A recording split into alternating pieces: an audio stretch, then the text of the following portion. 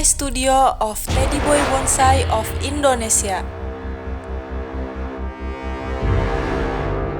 Assalamualaikum warahmatullahi wabarakatuh. Salam sejahtera, salam bonsai bahagia selalu.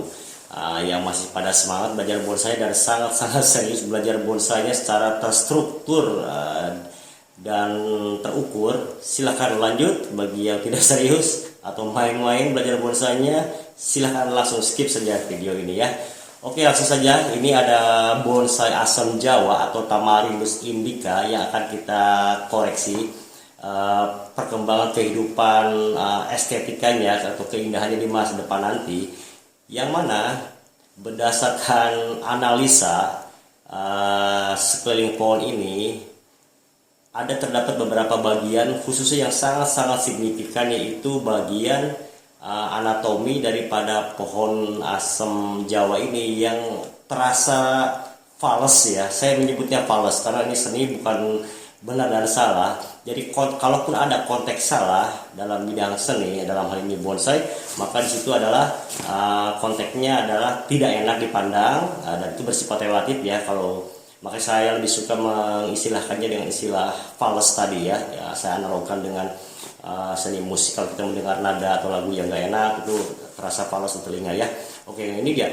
Ada bagian fals ya di mata kita sekarang dan kemudian hari nanti dari bonsai asam Jawa ini, yaitu khusus terutama yang paling sangat dominan dan sangat mencolok sekali di depan kita, yaitu bagian konstruksi dari batang yang berdiri cenderung vertikalnya ini, yang menjadi anatomi utama atau batang utama daripada bonsai asam Jawa ini, yaitu konstruksi daripada calon kanopinya ini dibangun dari garis yang terjadi pengulangan cukup lumayan, antara 3-4 kali liukan ya, kiri kanan, sehingga terasa ada rasa buatan manusianya yang mana tidak terasa alamiah, sehingga terasa ada polarisasi gitu ya. Ini yang dihindari supaya terkesan bonsai kita buat ini terasa alamiah.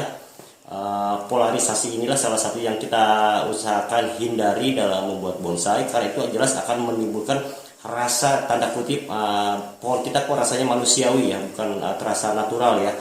Oke, jadi bagian konstruksi calon leher daripada kanopi bonsai ini terbangun, istilah saya, dari leher angsa ya, yang panjang jenjang, lalu nanti dahan-dahannya kiri kanan, depan belakang, itu saya istilahkan sebagai leher angsa yang mana terasa tidak maksimal keindahannya di masa depan nanti.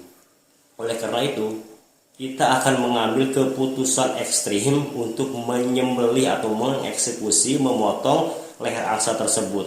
Saya pribadi cenderung lebih suka konstruksi kanopi dibangun dari anatomi konstruksi broom gitu ya. Jadi dari multi trunk, dari cabang-cabang yang besar kecil-kecil terus sekelilingnya, sehingga terasa pecahannya itu alamiah, natural, tanpa terlihat lehernya, tanpa terlihat sebagai sebuah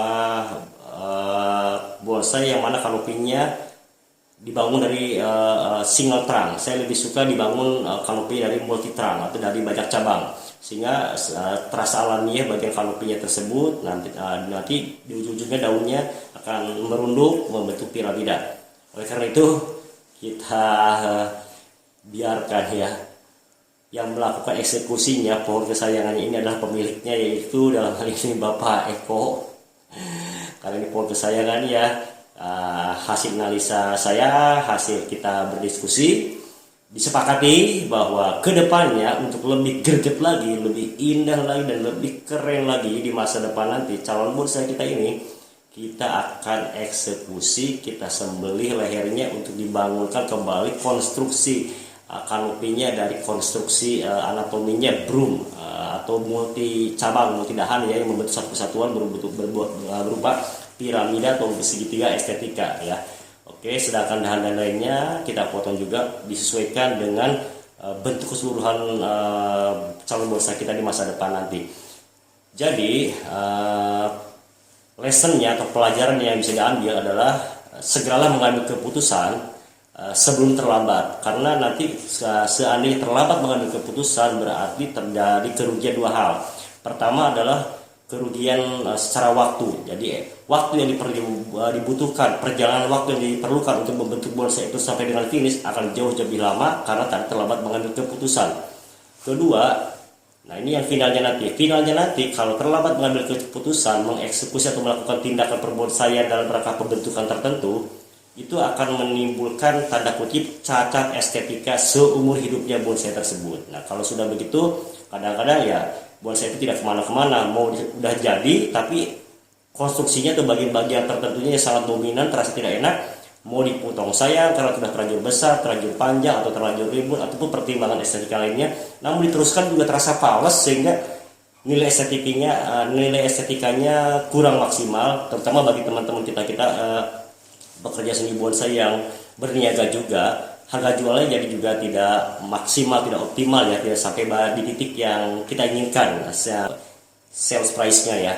Oke, jadi oleh karena itu segeralah beranikan nyali, bangun nyali apa-apa bagian anatomi pohon tersebut, calon bonsai kita yang dianggap sekar dan apalagi kedepannya nanti menimbulkan cacat estetika seumur hidupnya dan juga tidak ideal, tidak maksimal secara tata niaganya ketika diperjualbelikan, segera eksekusi.